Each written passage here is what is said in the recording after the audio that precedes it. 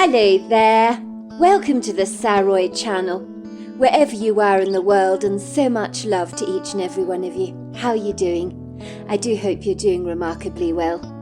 I'm doing fabulous, thank you very much, and I'm so glad you've joined me for the final part of our story tonight, which is part 4, and we're going to find out, well, at least Mrs. Bromaway is going to find out exactly what it is that her father had experienced with this dog man, that had somehow communicated with him during his dreamlike state so that he was having terrible nightmares, and telling him to get the hell out of that cottage, because obviously the dog man seemed to consider the land that the cottage was built on to belong to him in some way, and the psychic reckoned that it was some kind of energy field.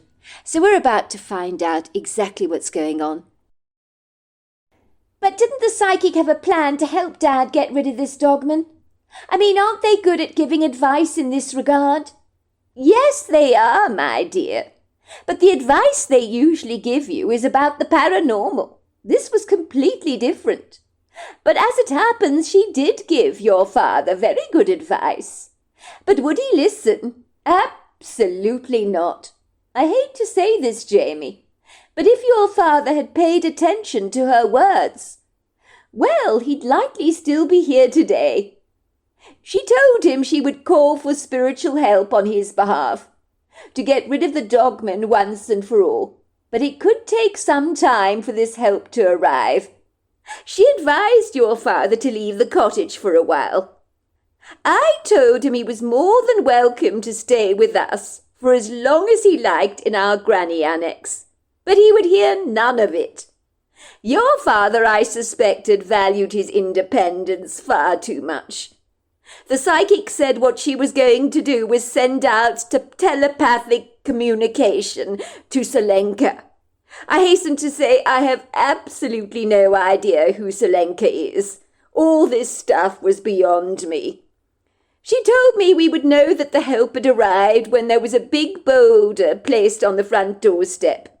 It would mean the dogman had been dealt with and the problem gone away, so that your father could once again reclaim the cottage. She said Solenka knew exactly what needed to be done and was very good at sorting out these kind of things. But with the rituals and the fasting, it would take a while for him to get there. So if she did call for spiritual help, I have no idea, because it was a long time in coming. We've never found a boulder on the doorstep to affirm that the help had come, and the dogman problem dealt with. So I don't know what went wrong there. I could kill Dad. I really wish I knew that this was going on. If I had any inkling that he hadn't listened to the psychic's advice over this matter, if I'd known that Dad was being pursued by a dogman, I'd have made him listen to her. Now, because of his stubbornness, he's actually dead. Well, you're very right about that, Jamie. The psychic warned him that he would almost certainly die. It was a guarantee if he didn't leave at once. The dogman had made his intentions very clear. Your father valued his independence.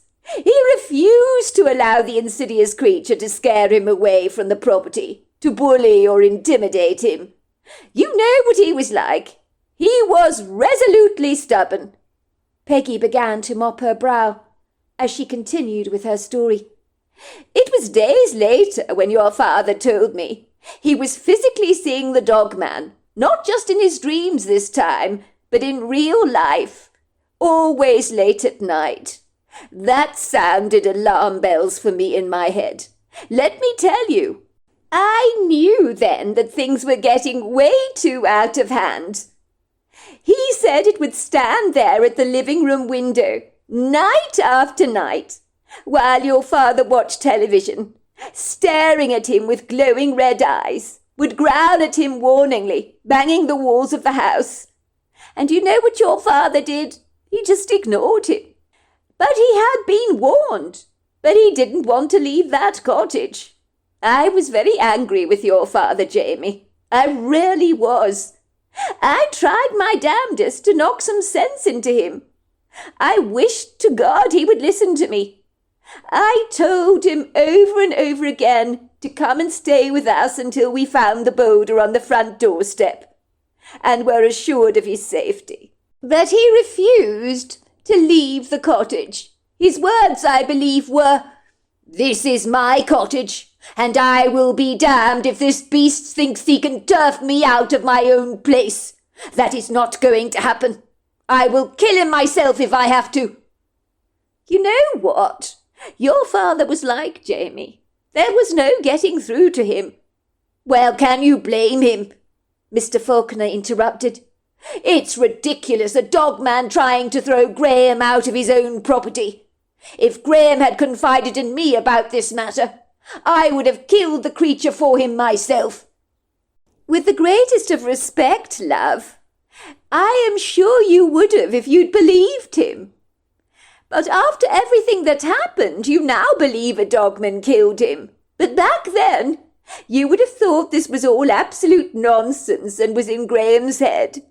It's only because of the strange idiosyncratic events concerning his death that you've come around to the idea that a cryptid creature like a dogman has indeed killed Graham. Before that, you'd have thought such an idea completely ludicrous. That was why we never told you about what was going on. We knew you wouldn't believe it. Well, I am very disappointed that you and Graham chose not to confide in me. Yes, I admit I probably would not have believed a word of what you were telling me, but at the very least I would have investigated to assure Graham that nothing was going on, and if I'd found that dogman, I would have taken him out myself. But now it's too late to be of any help to him, because he's gone. And as for that gypsy woman, who fancies herself rather too much if you ask me, I don't buy into any of this bizarre stuff. What does she think, that she's some kind of archangel that can fix everybody's problems? It's absolutely ridiculous.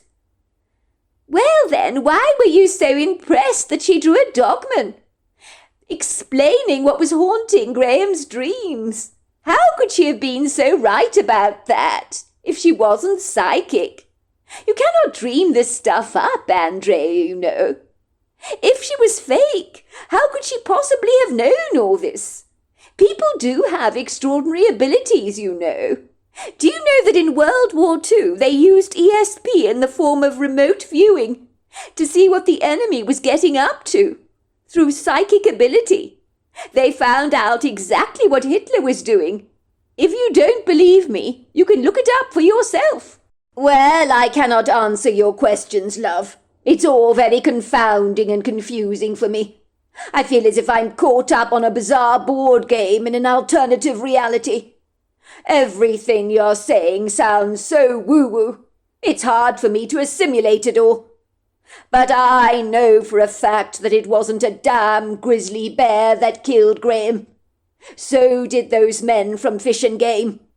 I do remember, Peggy, when you asked them if a dogman had killed Graham. Their revelatory faces and defensive body language told me all that I needed to know. The eyes can tell 1,000 unspoken words in that moment. I knew that dogman was real. But this creature physically reaching out to Graham in his dreams sounds so woo-woo to me. But if people were able to do this in World War II, I guess who am I to argue with such things that I myself fail to understand?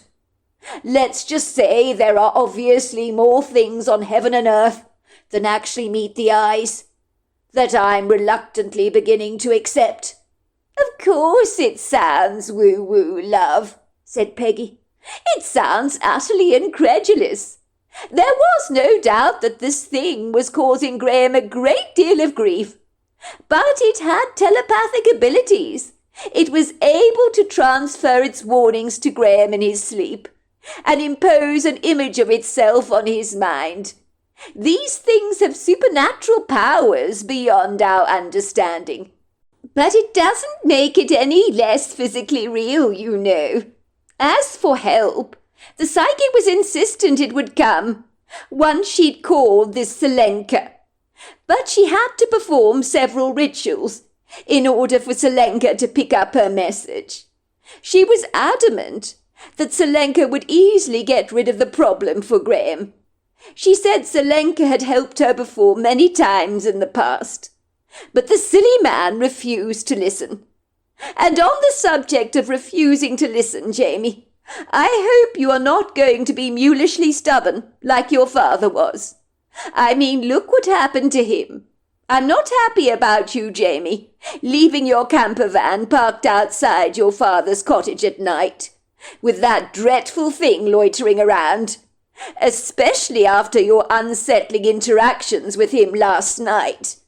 If he killed your father, he will likely do the very same thing to you, Jamie. You must stay on our property in your camper van, far away from your father's cottage. I must insist. That dogman damaged your camper van. He woke you up in the middle of your sleep. He wants you gone from your father's premises. And now that you've lightly injured him, God knows what he's capable of doing. I think my wife is very right there, said Mr. Falconer. Last night you could have been killed. I have absolutely no idea what you were thinking so brazenly going after that dogman with a rifle. Things could have gone badly pear-shaped for you. I mean, look at you. You're no more than 120 pounds, and this thing is infinitely more powerful than you are. It could take you down in a second. It probably never expected you to courageously go after it in the way you did. But this time, if you tried the same trick on him, he'll be ready for you. And we know what that thing is capable of, after what happened to your father. I will spare you the gruesome details, but you do get the picture, don't you, Jamie? I can't believe you're saying that, Mr. Falconer. You don't know what I was thinking. How can you say that? If this thing had gone after your Peggy, you'd have gone after him too with a rifle. Don't forget this thing killed my dad, Mr. Falconer. Do you realise that I'm not going to let it get away with it? I bet it's still out there. I know I didn't kill it, and I want it dead. Of course you want it dead. We all do. We're on the same page as you, Jamie. No one can blame you for feeling overwrought, but you mustn't do anything silly or impulsive. Remember, this dog man is artfully clever. If you hurt it last night, as I suspect you did, he'd be after you again. Do you understand that, Jamie? He would want revenge. I don't doubt it for a second. It's not the sort of creature that is going to turn a blind eye to your injuring it. The fact that it shrieked out in pain means you hurt it badly. It's a thinking, feeling creature with human-like characteristics. It obviously has outer-worldly powers, being able to communicate telepathically and plant thoughts and images in one's mind. You must remember, Jamie, this thing is not like your average wolf that will run away if it perceives a threat. It's wired completely differently, and my guess is if you hurt it, it'll want to hurt you. If you stay in your camper van on our property, you'll be out of his way. I nodded reluctantly. I knew Mr. Falconer was absolutely right. I'd sort out a few of my father's affairs during the daylight hours and clean up the cottage, but during the evenings I'd get the hell away from my father's premises to avoid a nasty repeat of last night happening all over again. I couldn't get rid of the clawing urgency within me to exterminate this thing, for the insatiable indignant rage I felt towards it for killing my father was insurmountable. Yet at the same time I was fully aware of my own limitations. I might be skilled at taking down a deer, perhaps, or even a fast-moving wild boar, but this was an entirely different ballgame. Killing a dog man was no walk in the park. According to Mr. Falconer, even Fish and Game had arrived on his property, looking as if they were about to take down Al-Qaeda. So they must have believed the dog man imposed a very grave threat indeed. I was practically fantasizing about putting a bullet through its skull, but I doubted my ability to succeed with such an enterprising mission. Even my anger had its limitations, and was it really worth putting my life in jeopardy to go after a dogman, even if it was to avenge what it had done to my father? I had spent an entire day trying to sort through my father's stuff. It was such a huge job, bigger than I'd anticipated. I spoke to my husband Freddie on my cell, who asked me about how everything was going. I told him all was fine, brushing everything that had happened under the carpet. For if I had told him the truth, number one, I doubt he would have believed my outrageous claims, and number two, if he thought I was in danger of any kind, he'd fly up to Montana in a heartbeat, and be urging me to get away from this place as fast as possible. And I'm sorry, but that was not going to happen. There was a lot I needed to do first. "So how are you, love? How are things going?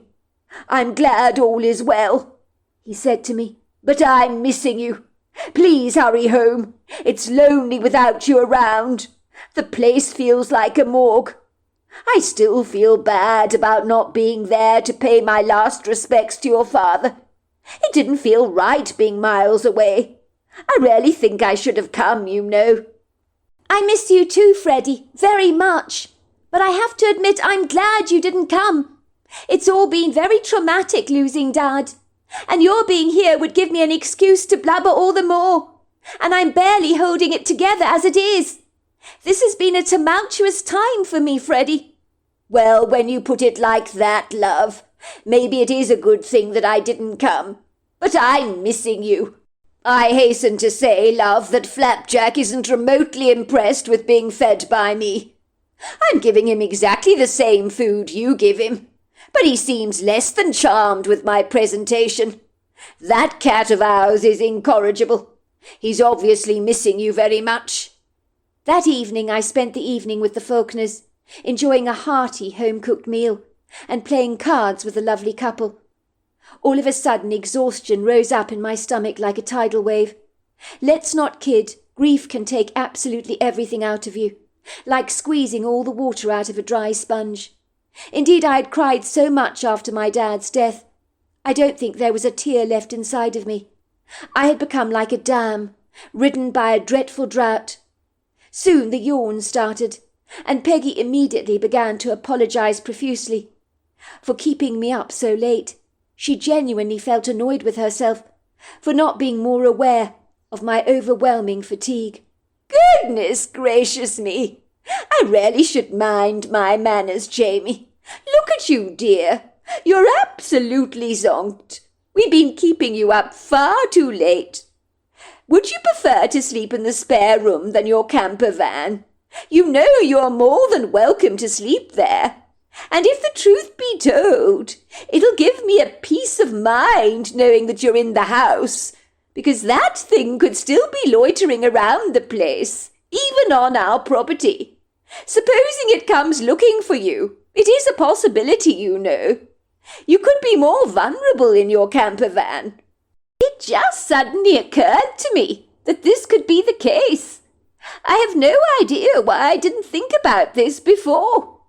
"You already know the answer to that question, Peggy," said Mr. Faulkner, giving me a big wink.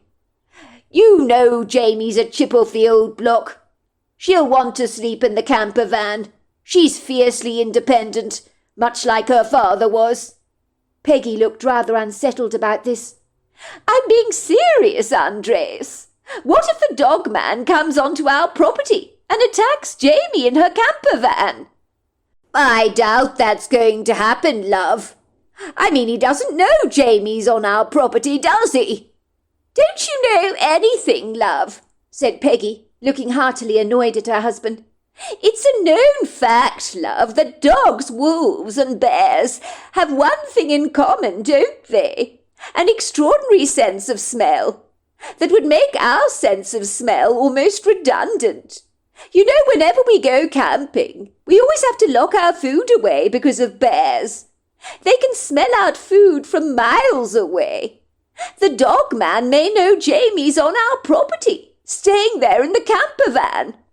There's no doubt about that in my mind, now I come to think of it. He could smell her. Why do you think the police cadaver dogs can smell the location of a dead corpse? Because they have a sense of smell that can pick it up from miles away, even if it's buried deep beneath the ground. Goodness gracious me!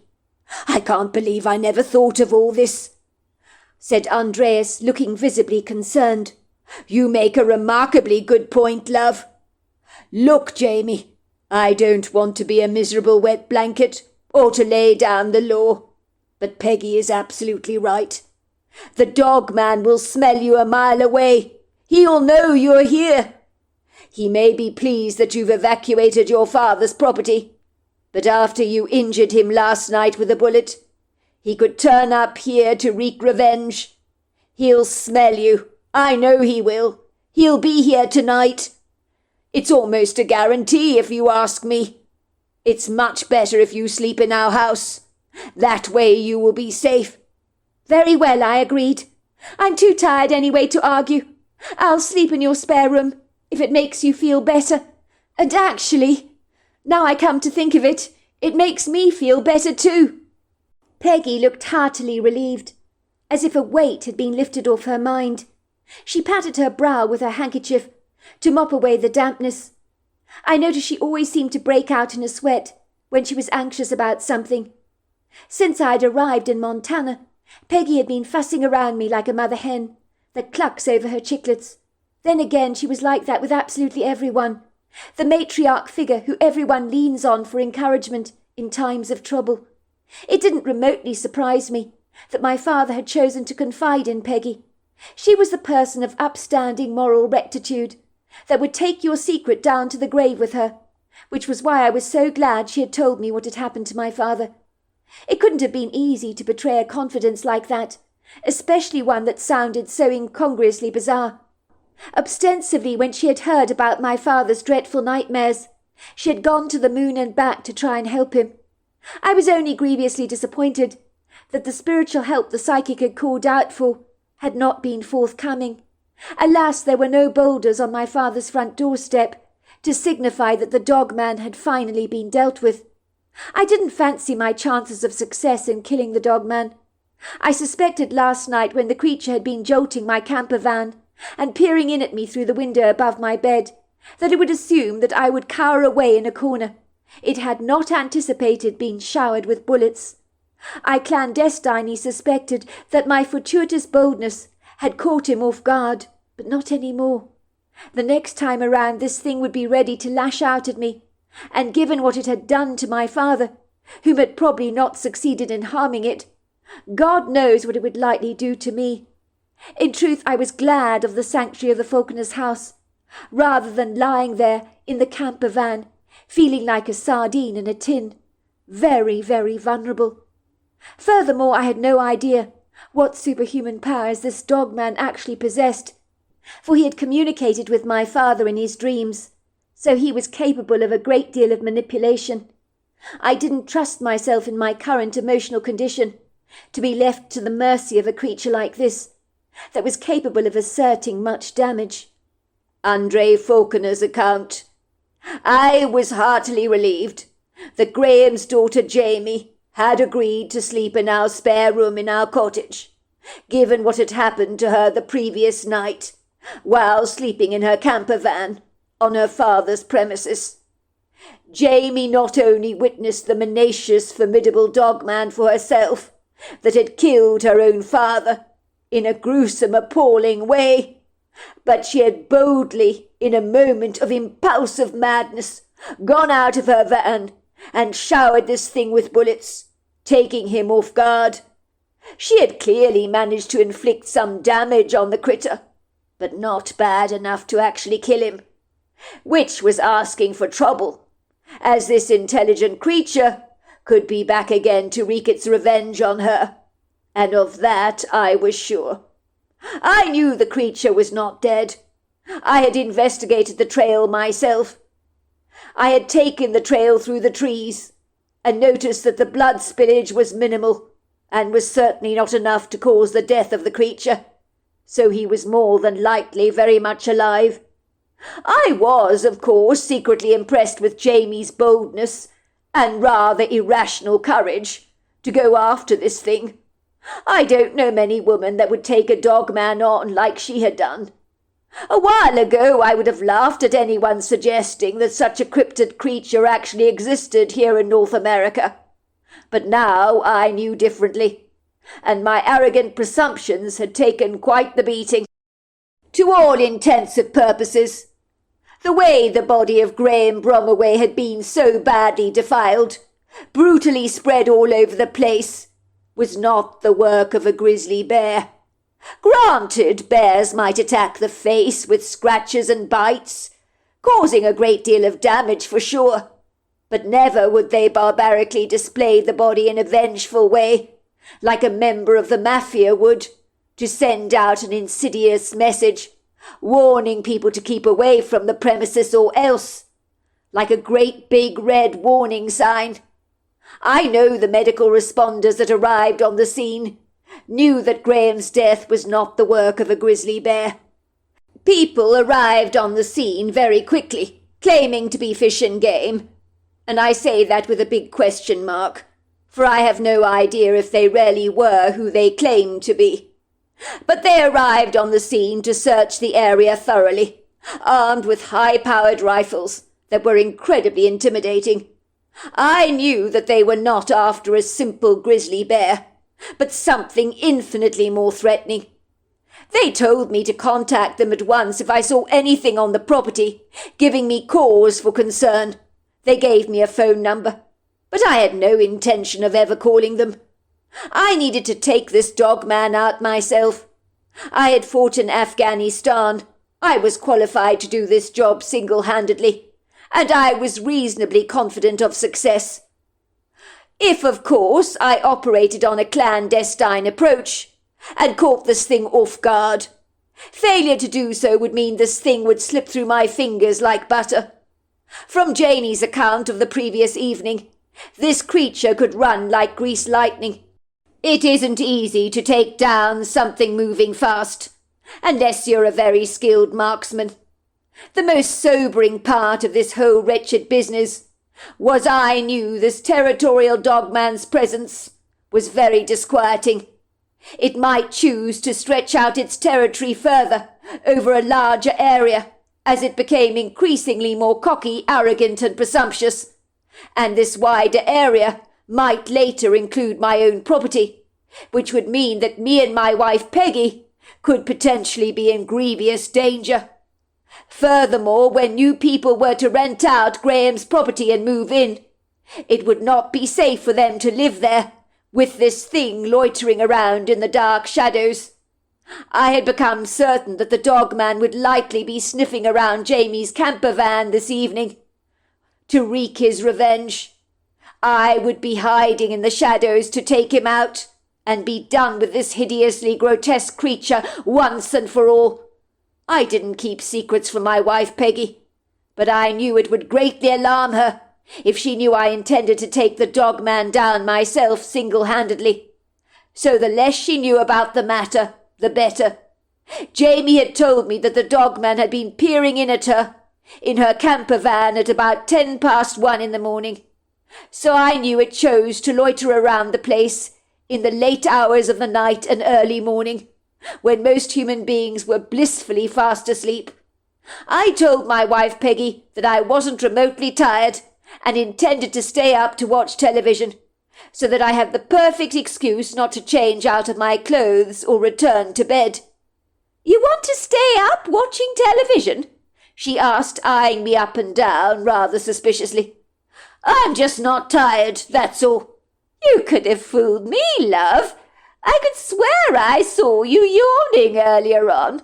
Well, if you're sure you want to watch television, who am I to argue with you?" She kissed me good night on the cheeks, and I was relieved to see her climbing up the staircase, returning to bed. I set my alarm on my cell phone to wake me up later. I was in no doubt I would fall fast asleep on the couch.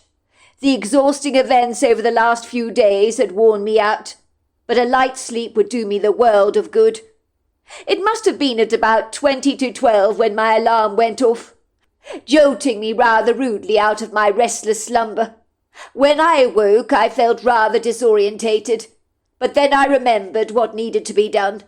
Before long, I was creeping silently out of our cottage, with my rifle in my hands and several rounds of bullets on my person. I felt almost as if I was travelling all the way back to Afghanistan and was on another night mission. I cautiously slipped out of the house so silently. My background training in the military had taught me all about the advantages of stealth, and I was very skilled in this manner of cautious approach, ensuring that nothing or no one could detect me, as the element of surprise gives you immeasurable advantage over your enemy. I'd even taken the initiative to spray myself with something that is used to iron out human scents, so they're not easily detected by wild animals or indigenous peoples that can smell the white man with effortless ease. I was glad that the wind was blowing in the opposite direction from where I was hiding, so if there was a trail of any human scent lingering on the ether, it would be less likely to be detected. I decided to silently position myself behind a tree, very close to Jamie's camper van. It was an old ash tree, with a swagger on it that would have made the dancers on Strictly Come Dancing appear to be rather stiff. I instinctively knew that this dogman would be back sniffing around the camper van. It was clearly mad with Jamie for having injured it in some way. It would seem that my hunch paid off exponentially. My heart began to pound wildly in my chest. I observed a heat signature from amidst the trees, moving towards me, with a dog-shaped head and a humanoid body. It was easily over 7 foot tall, and appeared to be obliviously unaware that something infinitely larger in size than he was, with a distinctive pyramid-shaped head and humanoid body that appeared to look like a Bigfoot, was stalking it with an impressive stealth that would have made the military extremely proud. Could this night get any weirder, I wondered? I was still trying to acclimatize to the rather peculiar fact that Dogman was indeed very real. And then I observed another heat signature on my night goggles that bore an uncanny resemblance to a Bigfoot. It appeared to be shadowing the Dogman as it moved cautiously through the trees. Finally, the Dogman reached Jamie's camper van. It was gingerly sniffing around for scent signatures and peering into the camper van window that overlooked Jamie's bed. And boy, was I very glad she wasn't sleeping there tonight. I had no light source at my disposal, as at this point I'd switched off my headlamp, but I was very grateful for a generous pearly moon that confiscated the dark shadows, so that I could see the Dogman very clearly. It took my breath away. I felt as if I was caught up in a bubble of a Jurassic Park-type world, where cryptic creatures were purging through the veil of our reality and making themselves very visible. I was coming face to face with my doubts and disbeliefs, almost as if the universe was having a laugh at my expense and saying, "Get your head around this. These things are real." I was trembling in my boots, I have to admit, as I observed this malevolent-looking Dogman. The creature was gangly, on the thin side, with ugly ribs creeping through his rather grim-looking coat, like the gnarled roots of an old tree. He circled the van and hobbled precariously on one of his legs, clutching an area on his upper thigh that appeared to be hurting him, where I suspected he had been hit by one of Jamie's bullets. The Dogman began with a brute, powerful force to shake the camper van vigorously hard, as if he was trying to turn it on its side. I kept telling myself, "You need to kill this creature at once."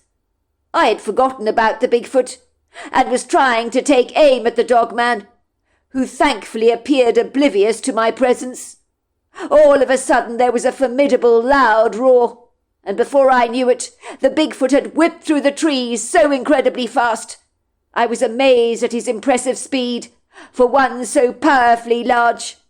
Everything happened so quickly, like it always does on the action movies, when a sniper takes down a group of drug lords in a single shot. The dogman, on seeing the Bigfoot, was filled with terror, and I'm not surprised, for he was no match for this Herculean-sized creature. This Bigfoot was easily over 10 foot tall, was so enormously powerful, with a face that was handsomely rugged and incredibly human-looking, and with one powerful, forceful hand he grabbed the dogman. The creature let out a shriek. I think he knew his number was up, and with one huge pummel to the head, the dogman went down. The Bigfoot just twisted his neck until the dogman lay limp. He then threw the dogman over his shoulders, glided away, disappearing into the night, and I was filled with an incredible sense of awe, and of course a huge sense of relief. The following morning I discovered a huge boulder had been placed outside Jamie's father's house. This thing was so large you couldn't move it, but so visibly attractive that it remains there to this very day, with some climbing flowery foliage growing over it. I realized the psychic medium had indeed called for help, and that Selenka was very obviously a male Bigfoot. There was no doubt that peace was restored to all of us, knowing that the Bigfoot had rescued us from this monstrous dogman, that I believed was territorial, for reasons maybe we will never know, and maybe I don't want to know either. Jamie returned home with the camper van that left her husband Frankie confounded. The panel beaters were also rather startled by the way the camper van looked, but Jamie wasn't saying anything. We make a very special point of seeing both Jamie and her husband Frankie every year for both Christmas and Thanksgiving. Jamie has never told her husband Frankie about the dogman, and in her shoes I wouldn't tell him either. Some things are best not revealed. Frankie is the kind of man driven by scientific fact. Mentioning cryptic creatures to him would likely only make him scoff and think you were rather delusional. I understand, of course, where he's coming from. I used to be like that myself, until I saw these things that I cannot describe to a non-believer. Jamie has been letting out her father's premises to tenants, and has no intention of ever selling the cottage, as it helps her to remain connected to her father. Recently the tenant, a 35-year-old woman, found a gargantuan footprint outside her house. I knew when I saw it it came from the Bigfoot that I'd seen that night, but I said nothing to her. My guess is he's surreptitiously keeping a watchful eye over the place. I'm glad to say that Jamie's repaired her fractured relationship with her mother. I believe they're getting on better these days. It will seem her mother has found a new love, as Jamie predicted she would. I have no idea what this new love is like, and I don't really want to know. I just hope for Jamie's mother's sake he's not a player like Prt4of4 was. I'm glad the woman didn't have an opportunity to hurt my good friend Graham, as I suspect she would have done. Some people just can't help themselves, can they? So there you are. That's my story. Wow, that was an incredible story. And wasn't Jamie brave to take on that dog man, because I would never have done that. I'm afraid I would have cowered in the corner and just willed that thing to go away. Oh, goodness gracious, that was a very dangerous thing for her to do. But I'm so glad that the Bigfoot came to the rescue and got rid of that dog man, because that dog man was getting way too territorial and was clearly very dangerous. Until next time, goodbye and good night.